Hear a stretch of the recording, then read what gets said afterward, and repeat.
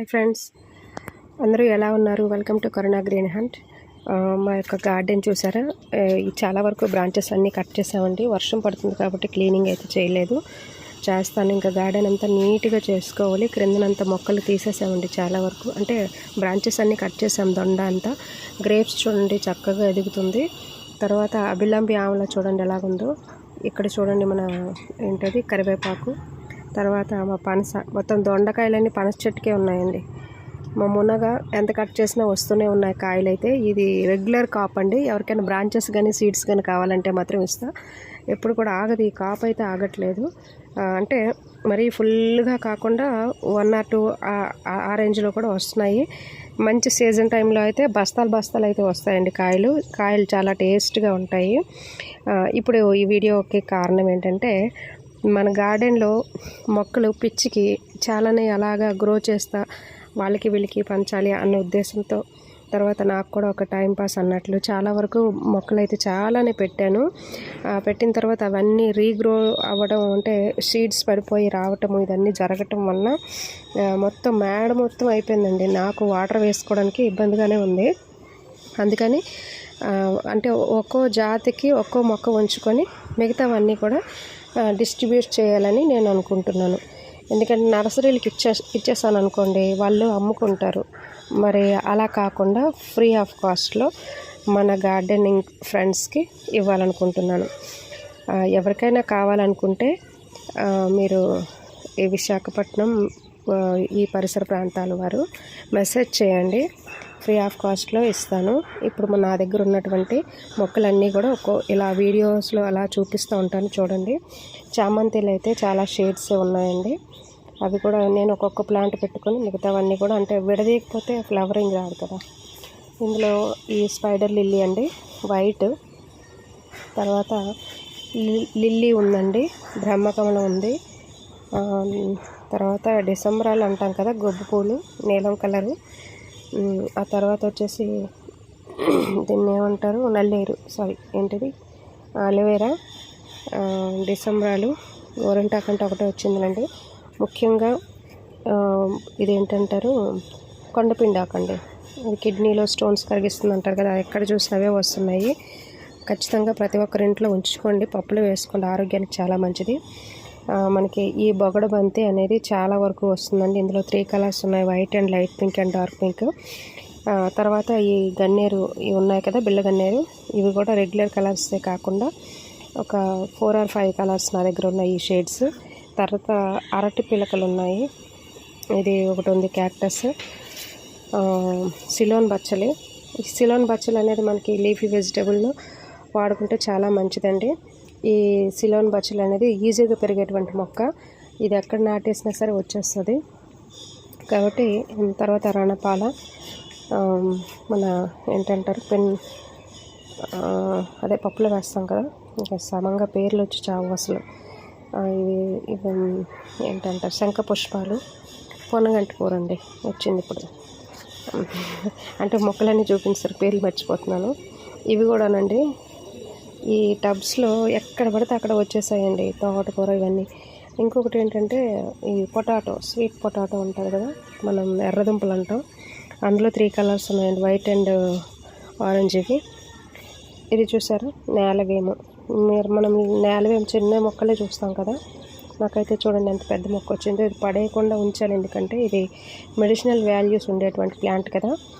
ఈ ఆకైతే చప్పగానే ఉంటుందండి. ఇది జాండీస్కి చాలా మంచిది. అయితే దీన్ని వాడేటువంటి పద్ధతి తెలుసుకోవాలి. నేను ఊరు వెళ్ళలేదు కదా, ఊరు వెళ్ళాక మా తాతయ్య వాళ్ళ ఫ్రెండ్స్ ఉంటారు కదా, తాతలు, వాళ్ళ దగ్గర ఎవరు బ్రతికున్నారో కూడా నాకు తెలియదు.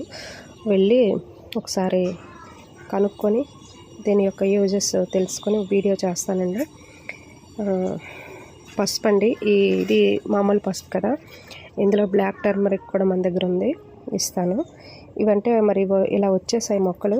నెక్స్ట్ ఇయర్కి ఏదైనా చేద్దాం, అది పీకడానికి ఏమో రావదేమో. ఇవి కూడా ఉన్నాయండి, కర్రపండ్లో ఉంటాం కదా, ఇది కూడా. తర్వాత మల్బరీ స్టెమ్స్ కట్ చేస్తాను, ఫ్రూటింగ్ మీద ఉంది కానీ కట్ చేస్తే ఇంకొకరికి కూడా ఉపయోగపడుతుంది కదా. ఇది కూడా వైట్ కలర్ ఫ్లవర్స్ వస్తాయి కదా, దీని పేరు అయితే నాకు తెలియదు కానీ ఏవైనా కనిపించినవన్నీ నాటేస్తూ ఉంటానండి. స్నేక్ ప్లాంట్స్ ఉన్నాయి, పొట్టి టైప్ కూడా. ఇదంతా కొండపిండి ఓకేనండి. ఇది వచ్చేసి తిప్పతీగ. ప్రతి ఒక్కరు వేస్ట్ నేలల్లో బయట ఉండేటువంటి నేలల్లో కనిపిస్తూనే ఉంటుంది కదా.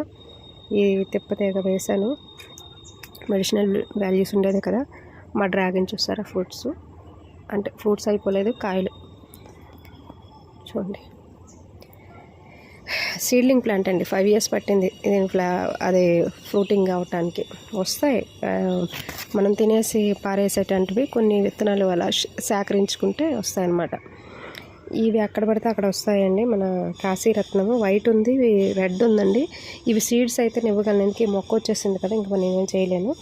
ఇది వచ్చేసి గొబ్బి పూలు అంటాం కదా, ఆ గొబ్బి పూలు చూడండి. దీనికి గొంగళి పురుగులు వస్తాయండి. ఇవి ఎలా అంటే రాలిపోతాయి, కానీ అవి క్రిందనేసి కాలుతో తొక్కేయడం. ఇంకా చామంతి, ఇది వచ్చేసి పేడ చామంతి అంటాం కదా, అది మంచి షేడ్ అండి. ఆరెంజ్ అండ్ ఎల్లో మిక్సింగ్లో వస్తుంది.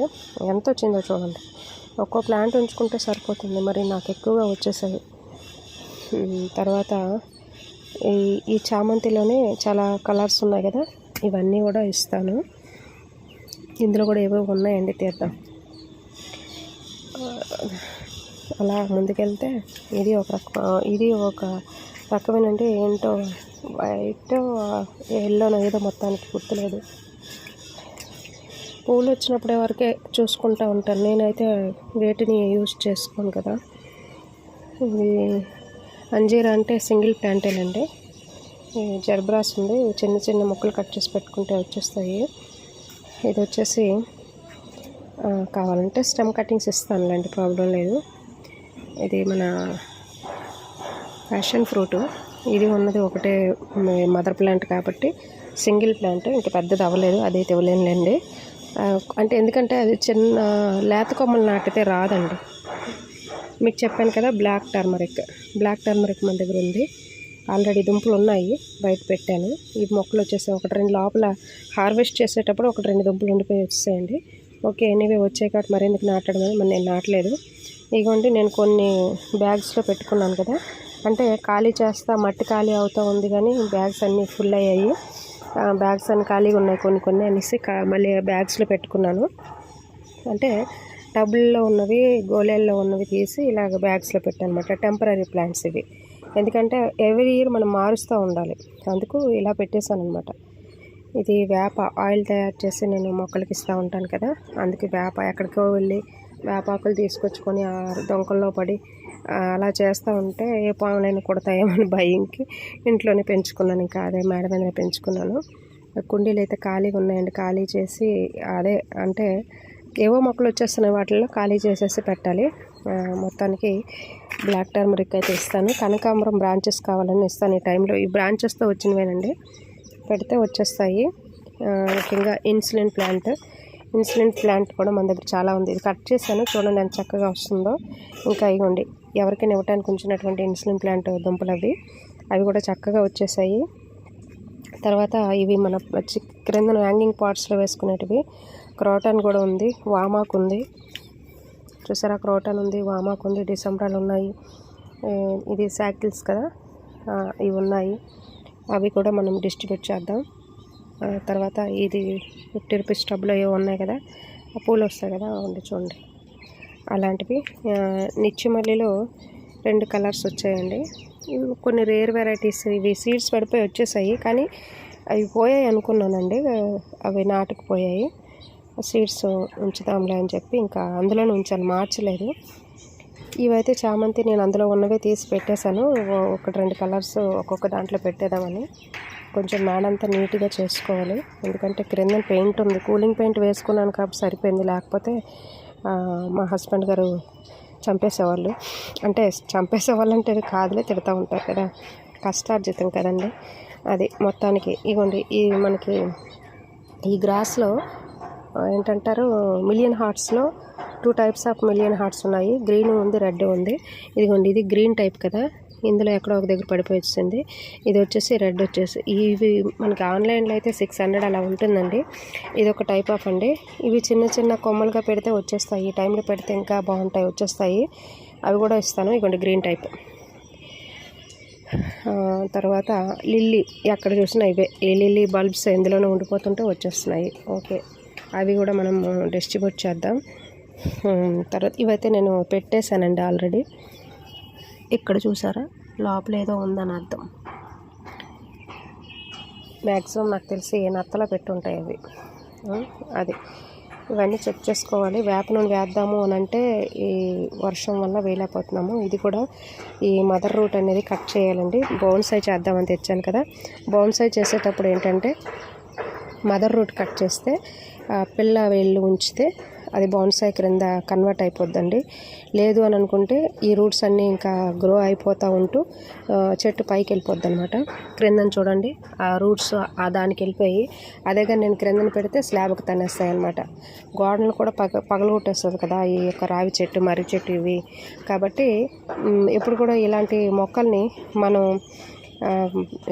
బౌన్సై చేయాలి అనుకునేటప్పుడు ఇలాంటి దశలోనే తల్లి వేరు అనేది కట్ చేసుకుంటూ ఉండాలి. అలా చేసినప్పుడే మనకి ఇవి ఇదవుతాయి అన్నమాట. తర్వాత కనకాంబరాలు అండి, ఎవరైనా అడిగితే ఇద్దాంలే అని చెప్పేసి వేరే దాంట్లో ఉన్నవి తీసుకొచ్చి ఇక్కడ పెట్టాను. ఇది కనకాంబరాలు కూడా ఇస్తాను. మందార ఇది చాలా మంచి కలరు. కొన్ని కొమ్మలు కట్ చేస్తే మరి రీగ్రోత్ అవుతుంది కాబట్టి ఇది కూడా మనం కొన్ని స్టెమ్స్ ఇవ్వచ్చు. ఇదంటే ఇంకా చిన్న ప్లాంటేలండి.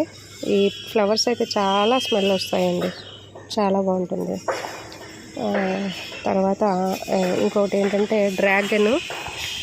ఈ డ్రాగన్ స్టెమ్స్ కొన్ని కట్ చేసి ఇవ్వగలను. అంటే మా దగ్గర ఒక 3-4 ప్లేసెస్లో ఉన్నాయి కదా, కట్ చేసి ఇవ్వగలను. ఈసారి డ్రాగన్ ఎక్కువగా పెడదాం అనుకుంటున్నాను నెక్స్ట్ సీజన్కి. ముఖ్యంగా ఓపెన్ ల్యాండ్ ఉండే వాళ్ళు ఎవరైనా సరే ఖర్జూరం వెయ్యాలి అనుకుంటే నా దగ్గర ఖర్జూరం ప్లాంట్స్ ఉన్నాయండి. ఇవి ఖర్జూరం ప్లాంటేనండి, వేద్దాం. ఎవరు కావాలన్నా సరే నేను ఇస్తాను. ఎందుకంటే మాది ఇక్కడ ఓపెన్ ల్యాండ్ కాదండి. అందుకు ఏదో ఆశ కొద్దీ సీడ్స్ వేస్తే వస్తుందో లేదో, మన సాయిల్లో పెరుగుతాయో లేదో అన్న ఉద్దేశంతో వేసేసాను. అవి వచ్చేస్తాయి అన్నమాట. ఖర్జూరం ప్లాంట్స్ ఉన్నాయి, అవి నేను షేర్ చేస్తాను. ఎవరికైనా కావాలంటే ఓపెన్ ల్యాండ్ ఉంటే వేసుకోవచ్చు. తర్వాత లెమన్ గ్రాస్ అండి, అది చూస్తున్నారు కదా అక్కడ కుండీలో ఉంది. ఇది లెమన్ గ్రాస్ మొన్ననే కట్ చేశాను. ఇది కట్ చేశాక మళ్ళీ ఆ యొక్క చూసారా చిగురులు వస్తున్నాయి, అది విడదీయాలి. యాక్చువల్గా విడదీసి దుంపల్ని నేను ఇస్తాను, షేర్ చేస్తాను ఎవరికైనా సరే. ఈ పొటాటో చెప్పాను కదా, పింక్ అండ్ ఎల్లో వైట్ అని. అక్కడ ఉన్నది పింక్, ఇక్కడ ఉండేది ఎల్లో అండ్ వైట్ అండి, అదే ఆరెంజ్ అండ్ వైట్. తర్వాత పింక్ కూడా ఉందేమో తెలీదు. ఈ యొక్క రూట్స్ కూడా షేర్ చేస్తానండి, ఎవరికైనా కావాలంటే తీసుకొని వెళ్ళొచ్చు. వచ్చి అక్కడ స్నేక్ ప్లాంట్స్ ఉన్నాయి చూడండి గోడ పైన, ఇవి ఇందులోనూ కూడా కొన్ని నేను ఇచ్చేస్తాను, చూసారు కదా. తర్వాత ఈ యొక్క మనం శంఖపుష్పాలు light sky blue and white ముద్ద, ఇవి ఆన్లైన్లో తెప్పించానండి. ఆన్లైన్లో సీడ్స్ తెప్పించుకుని వేసినవి ఇవి. లైట్ స్కై బ్లూ అనమాట. ఇది చూసారు కదా, ఇది పెటల్ టైపు. ఇది వైటు ముద్ద టైపు. చూడండి, మనకి బ్లూ కలర్ ముద్ద ఉంది అక్కడ లాస్ట్లో ఉంది. అయితే ఇవి మొక్కలు ఇస్తే బ్రతుకుతాయో తెలియదు కానీ మొక్కలు మాత్రం చాలానే ఉన్నాయి. ఇవి కూడా ఇస్తాను.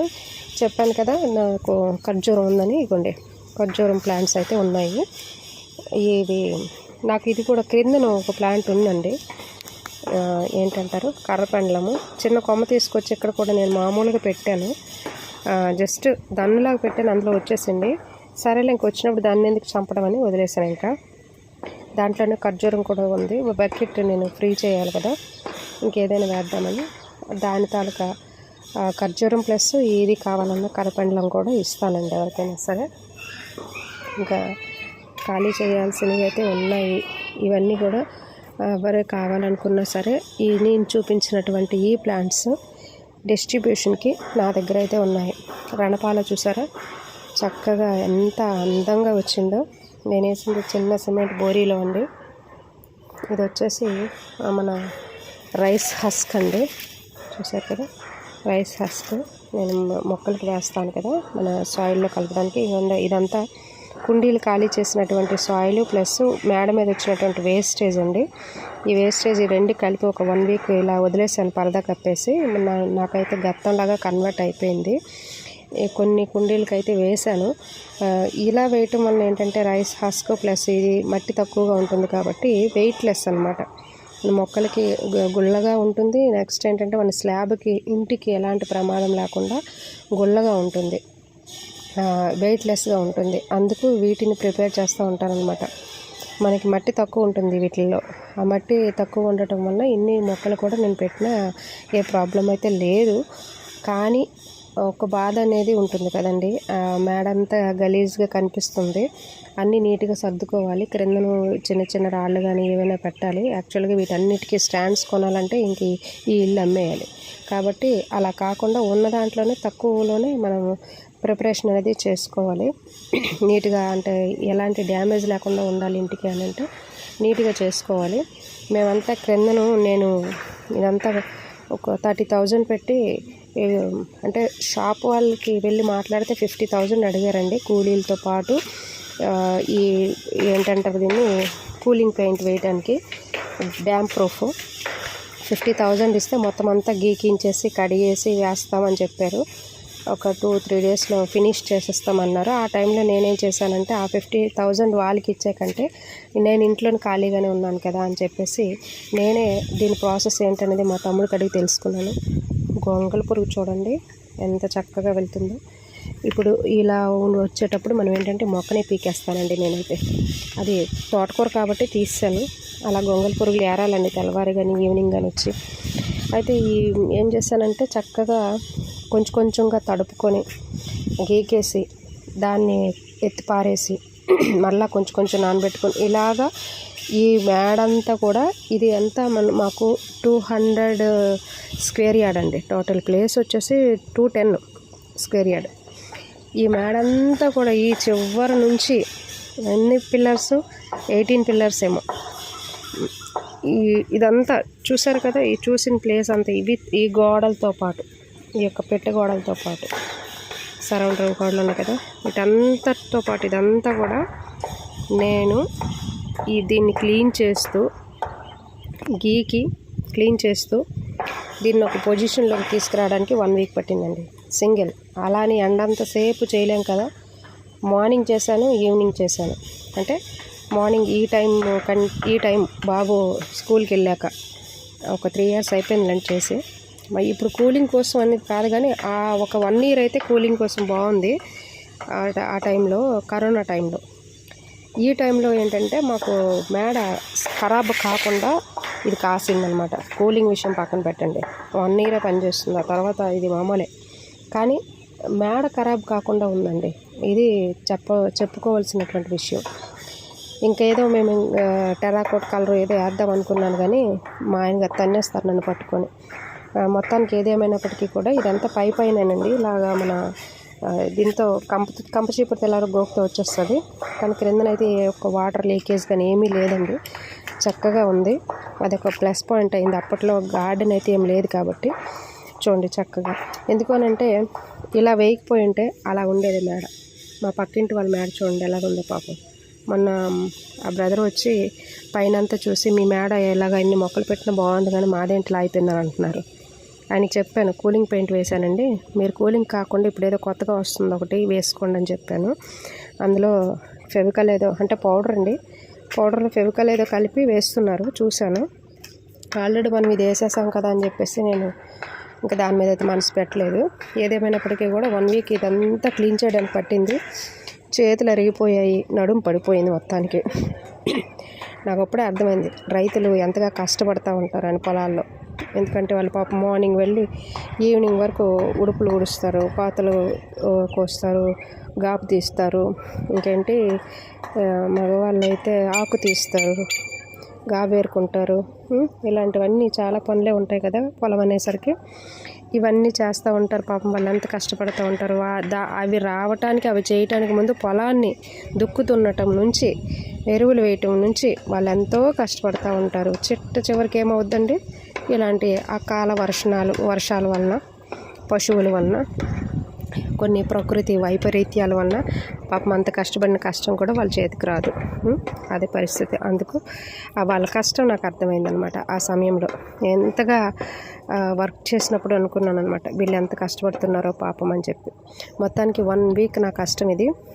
ఆ తర్వాత ఇంకో 1 వీక్ పెయింటింగ్లు వేసుకోవడానికి పట్టిందండి. 1 వీక్ పట్టలేదు, 4 డేస్ పట్టింది. ఎందుకనంటే అది కూడా ఎర్లీ మార్నింగ్, మనం ఇప్పుడు ఎండ రాకముందు వేయాలన్నమాట. లేదంటే రిఫ్లెక్షన్ మొహాన్ని కొడుతుంది, పైగా ఆ యొక్క ఎఫెక్ట్ అనేది ఉండదన్నారు మా తమ్ముడు. అందుకు ఎర్లీ మార్నింగ్ వచ్చి వేయటం. పైన లైట్స్ ఉంటాయి కాబట్టి మాకు ఈ లైట్స్ ఆన్ చేసుకొని, ఆ లైటింగ్ ఉన్నంత వరకు కూడా 4 o'clock లేచి కూడా వేసేదాన్ని ఒక రోజు. ఎందుకంటే మళ్ళీ మార్నింగ్ లేస్తే బాబుకి క్యారేజ్ ఇదంతా అని చెప్పేసి. ఆ తర్వాత మళ్ళీ ఈవినింగ్ 5 తర్వాత ఎండ చల్లబడ్డాక ఒక 7 వరకు వేసేదాన్ని. మళ్ళీ బాబు వచ్చాక వాడికి సంబంధించినటువంటి పని, వాడికి కావాల్సిన స్నాక్స్, భోజనం అంతా ఈ యొక్క పనితో సరిపోయిందనమాట. మొత్తానికి ఏదేమైనప్పటికీ కూడా 50,000 to 60 వరకు అవ్వాల్సినటువంటి ఈ మేడ యొక్క పని నేను 22,000, మ్యాక్సిమం 22 to 25 వరకు కానిచ్చేసానండి. నీట్గా వేసేసాను. ఇంకా మా పక్క మేడ వాళ్ళు ఉన్నారు కదా, ఇగో ఈ ఆంటీ వాళ్ళు, అక్కడ మా సిస్టర్ గారు ఉన్నారు కదా, ఆ మేడ, వీళ్ళు ప్రతిరోజు చూసేవాళ్ళు. పాపం నా నుంచి వాళ్ళకి తిట్లు అయిపోయే వాళ్ళవి. వాళ్ళ హస్బెండ్ వాళ్ళకి తిడుతున్నారని చెప్పేసి సిస్టర్ గారు చెప్పేవాళ్ళు అనమాట. మీరు చక్కగా పని చేసేస్తున్నారు, మా ఆయన గారు నాకు తిట్టేస్తున్నారని. ఎందుకోనంటే ఆడపిల్ల అయ్యండి చక్కగా పని చేసుకుంటుంది చూడని చెప్పేసి. నా వల్ల పక్క వాళ్ళకి కూడా తిట్లు అయ్యాయండి. క్షమించండి సిస్టర్ గారు అని చెప్పేసి అని అంటే నవ్వుతున్నారు. జోక్ చేస్తున్నానులేండి అంటే అంటున్నారు, ఆవిడ చూడ ఎంత కష్టపడుతుందని. ఏదేమైనప్పటికీ కూడా మన పని ఇది. ఆ రోజు అలా కష్టపడబట్టే ఈరోజు మేడ ఇలా ఉంది. లేదంటే నేను చేసిన తప్పిదానికి, లేదా నేను చేసిన నా ఇంట్రెస్ట్కి ఇది ఎప్పుడో ఖరాబ్ అయిపోయేది. మా ఆయన గారు నన్ను పట్టుకొని తన్నేసేవాళ్ళు. ఈ విధంగా నీట్గా ఉండడానికి కారణం ఆ రోజు పడిన కష్టమే. మరి ఆయన కష్టార్జితం వ్యర్థం చేస్తే ఆయన కోపం అవుతారు కదండి. ఆయన ఎంతో కష్టపడి ప్రతి రూపాయి దీని మీద పెట్టాం కాబట్టి. అయితే మొత్తానికి నేను డిస్ట్రిబ్యూట్ చేయడానికి సిద్ధంగా ఉంచినటువంటి మొక్కలు అని చెప్పుకోవాలి. ఇవన్నీ ఉన్నాయి. వీటితో పాటు మనకి ఇందులో చూడండి రెయిన్ లిల్లీ ఉంది కదా, రెయిన్ లిల్లీలో వైట్, ఎల్లో, పింక్ ఉందండి. ఇంకా పింక్ ఫ్లవర్స్ ఇంకా స్టార్ట్ అవ్వలేదు. ఇందులో రెయిన్ లిల్లీ ఉంది. లాస్ట్ కాకుండా బిఫోర్ లాస్ట్ ఇయర్ అయితే లిల్లీ ఒక బస్తాడు దుంపలు పంచాను అందరికీ. అవి సిటీజీ మీట్లో ఇచ్చేసాను. ఇదిగోండి, ఇది ఎల్లో. ఇవి షీడ్స్ కూడా వస్తున్నాయండి వీటికి, అవి పడే వస్తున్నాయి. మొత్తానికి ఇవన్నీ ఇవ్వటానికి సిద్ధంగా ఉన్నాయి కాబట్టి. ఇంకొకటి, ఇది మన ఏంటంటారు దీన్ని, మనోహరం, రాధా మనోహరం, సింగిల్ పెటలు.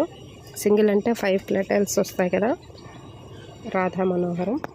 ఈ యొక్క ప్లాంట్స్ కూడా ఈ బ్రాంచెస్తో వచ్చేస్తున్నాయంట. నాకు రీసెంట్గా తెలిసింది. నేనైతే చాలా కొమ్మలు కట్ చేశాను చూడండి, కట్ చేసేసాను, చాలా పారేసాను కూడా. ఈ రాధా మనోహరం కూడా ఎవరికైనా కావాలన్నా సరే మనం బ్రాంచెస్ కట్ చేసి ప్రొవైడ్ చేస్తానండి. నాటండి. ఎందుకు అనంటే మన ఆరోగ్యం మనమే కాపాడుకోవాలి. ఇవన్నీ కూడా ఒక ఆనందాన్ని, ఒక ఎక్సర్సైజ్ని మనకి ఇస్తాయి అన్నమాట బాడీకి. ఇంట్లో అలాగ తిని కూర్చుంటే ఏమొస్తాయి, ఇంట్లో పని ఉంటుంది కదా. ఆల్రెడీ ఇప్పుడు చాలా వరకు పని మనుషులను పెట్టుకొని చేయించేసుకుంటున్నారు. ఒకరు ఉండనివ్వండి, ఇద్దరు ఉండనివ్వండి, ఒక ఉమ్మడి కుటుంబం అవ్వనివ్వండి. ఉమ్మడి కుటుంబంలో చెప్పుకోవాలంటే మనిషి పని చేసుకునేవాళ్ళు. మా ఇంట్లో అయితే మనిషి పని చేసేవాళ్ళు. నాకు తెలిసి మా అమ్మమ్మలు మొత్తం అంటే ఎప్పుడు అమ్మమ్మ, తాతయ్య అనేటువంటి మాటల్ని వాడతారు, నాన్నమ్మని వాడరని చెప్పేసి మీరు ఎవరైనా కామెంట్ చేయొచ్చండి. నాకు నాన్నమ్మ అనేటువంటి పిలుపు చిన్నప్పుడే దూరమైందని చెప్పాలండి. మా తాతయ్య గారు నాకు తెలియదు, మా అమ్మగారికి తెలుసులేండి. మా నాన్నమ్మ గారు నా చిన్న టైంలోనే నేను నాన్నమ్మ దగ్గర ఉండేదాన్ని. ఆ జ్ఞాపకాలు కూడా నా దగ్గర ఉన్నాయి. నా బ్రెయిన్లో ఇప్పటికీ ఉంటాయన్నమాట వాతావరణ పరిస్థితులన్నీ. నాన్నమ్మ గారితో అంత ఎఫెక్షన్ నాకు లేదు. కానీ ఇష్టమేనండి, నేనన్నా వాళ్ళకి ఇష్టం, వాళ్ళన్నా నాకు ఇష్టమేనే. కానీ అమ్మ వాళ్ళు నన్ను ఎక్కడ వదిలేవాళ్ళు కాదు. ముఖ్య కారణం ఏంటంటే మా మదర్కి హెల్పింగ్గా ఉండాలి కదా అని చెప్పేసి అదొక కారణం ఒకటి. రెండోది ఏంటంటే నన్ను ఎక్కడ వదిలేవాళ్ళు కాదు. మెయిన్ అమ్మ నాన్న ఒంటరిగా మమ్మల్ని బాబుని తమ్ముడిని నన్ను ఎక్కడ విడిచిపెట్టేవాళ్ళు కదా, ఎవరింట్లోకి పంపించేవాళ్ళు కాదు. ఉన్నంతలో వాళ్ళే మమ్మల్ని చక్కగా చూసుకునేవాళ్ళు. అంటే ఏ సెలవులకు కానీ ఎక్కడికి వెళ్ళటం మాకు తెలియదు అనమాట. ఎప్పుడు కూడా వాళ్ళే మాకు వాళ్ళు ప్రపంచం అంతే, మాకు వాళ్ళకి మేము ప్రపంచం అంతే. అమ్మ నాన్న తమ్ముడు నేను, బస్ ఇదే మా లోకం. ఎవరితో సంబంధం ఉండేది కాదు. ఎందుకనంటే అయిన వాళ్ళు అందరూ చాలామంది ఉంటారండి. మొత్తం ప్రాపర్టీస్ అన్నీ కోల్పోయాక, అంటే మా నాన్నగారు ఫాదరు, నాన్నమ్మ గారు అంటే ఎవరిని తప్పు పట్టలేమండి. చేతకాని తనము అనలేము, బలహీనత అని కూడా చెప్పలేము. ఆస్తులన్నీ పోయాక, ఆస్తులన్నీ పోగొట్టుకున్నాక ఒట్టి చేతులతో మిగిలిపోయారు మా నాన్నగారు. అంటే అప్పుడు ఆయన బాల్యంలో మొత్తం కోల్పోయారు. ఉన్న దాంట్లో కొంతవరకు ఉండేదంటే మా నాన్నమ్మ గారు వాటిని సేల్ చేస్తారంట నాన్నగారికి, చిన్నాన్నగారికి తెలియకుండా. మొత్తానికి ఏదేమైనప్పటికీ కూడా ఉన్నది పోయింది. పోయిన తర్వాత మళ్ళీ ఉన్న ఊరికి, అంటే సొంత ఊరికి వెళ్ళి మొహం చూపించుకోలేక అత్తవారి ఊర్లో, ఇంట్లో కాదు, మళ్ళీ మా అంటే నాన్నగారి కష్టం మీద మమ్మల్ని పెంచుకొచ్చారులేండి. ఉన్నంతలో మమ్మల్ని మాకే లోటు లేకుండా చూసుకున్నారు. అయితే ఆ కష్టంతో పెంచుకొచ్చారు కాబట్టి ఎవరింటికి వెళ్ళనివ్వలేదు. ఎందుకనంటే ఎవరి దగ్గర కూడా చేయి చాపడానికి వీల్లేదు, ఎవరితోనూ మాటలు పడడానికి వీల్లేదు. ఇంతలాగా బ్రతికినటువంటి నా బ్రతుకులో నా పిల్లలకి ఆ లోటు తెలియకూడదు అని చెప్పి ఉన్నంతలో వారి కష్టార్జితం మీదనే పెంచుకొచ్చారండి. వాళ్ళు పస్తుండేనే మమ్మల్ని చక్కగా చూసుకునేవాళ్ళు. నా తల్లిదండ్రులు అయితే మాత్రం, అంటే అందరి తల్లిదండ్రులు అలాగే చూసుకుంటారులేండి, కాదనట్లేదు. అంటే ఏదో మా పేరెంట్స్ కోసం గొప్పగా చెప్తున్నాను అనుకోవచ్చు, కాదండి. మా పరిస్థితులు వేరు. ప్రతి ఒక్కరి ఇంట్లోనూ ఒక్కొక్క కథ ఉంటుంది. అలాగే మా ఇంట్లో కూడా కథలు ఉన్నాయి.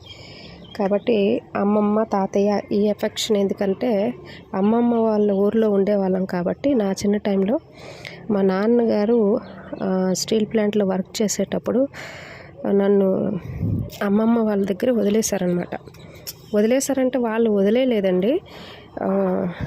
అప్పట్లో స్కూల్కి వెళ్ళేటప్పుడు నాకు గుర్తులేదండి ఈ వైజాగ్ వాతావరణం. అంటే వైజాగ్ వాతావరణం గుర్తుంది, ప్రదేశాలు గుర్తు, ప్రాంతాల పేర్లు తెలీదు. కానీ మేము ఉండేటువంటి ప్రాంతం అంతా కూడా ఒక ఏదో ఎడారిలాగా ఉండేది.